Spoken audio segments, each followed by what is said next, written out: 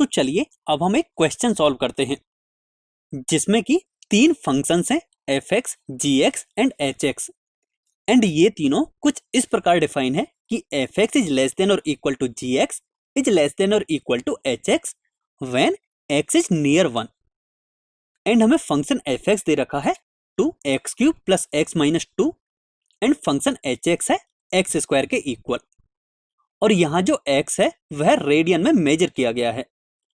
तब हमें लिमिट निकालनी है, limit x tends to 1 gx। तो चलिए अब हम इसका सॉल्यूशन देख लेते हैं। तो इस क्वेश्चन को कैसे सॉल्व करेंगे? यदि आप इस क्वेश्चन को ध्यान से देखोगे तो आप यहां से देख सकते हो कि जो तीनों ही फंक्शंस हैं f, g एंड h वो इसी प्रकार डिफाइन है जैसे कि सैंडविच थ्योरम में डिफाइन होते थे। एंड यहाँ जो फंक्शन gx है वह f(x) एंड h(x) के बीच में सैंडविच है। तब सिंस हमें फंक्शन gx की x इज इक्वल टू 1 पर लिमिट फाइंड करनी है एंड यह फंक्शन f(x) एंड h(x) की लिमिट के इक्वल होगी at x is equal to 1। तो इसका मतलब ये है कि हमें function f(x) and function h(x) की लिमिट फाइंड करनी है at x is equal to 1। तो अब सिंस हमें ये वैल्यू फाइंड करनी है तो इसके लिए सबसे पहले हम फंक्शन f(x) की x इज इक्वल टू 1 पर लिमिट फाइंड करते हैं।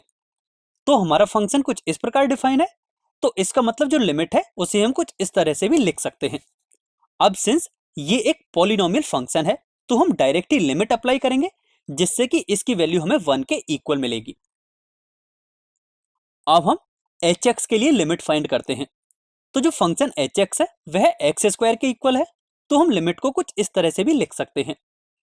एंड सिंस ये भी एक पॉलिनोमियल फंक्शन है तो हम डायरेक्टली लिमिट अप्लाई करेंगे जिससे कि इसकी वैल्यू भी हमें 1 के इक्वल मिलेगी।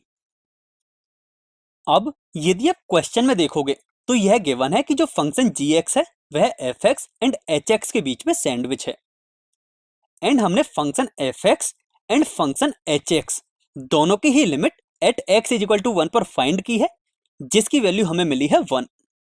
अब यदि आप सैंडविच थ्योरम को रिकॉल करो तो एक कंडीशन यह सेटिस्फाई हो रही है कि f(x) इज लेस देन और equal to gx is less than और equal to h(x).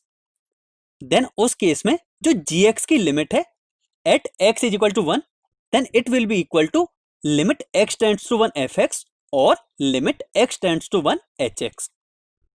And f(x) और h(x) की जो लिमिट है वह 1 के इक्वल है, तो हम सैंडविच थ्योरम से ये कह सकते हैं कि जो gx की लिमिट है at x is equal to 1 वह भी 1 के इक्वल होगी।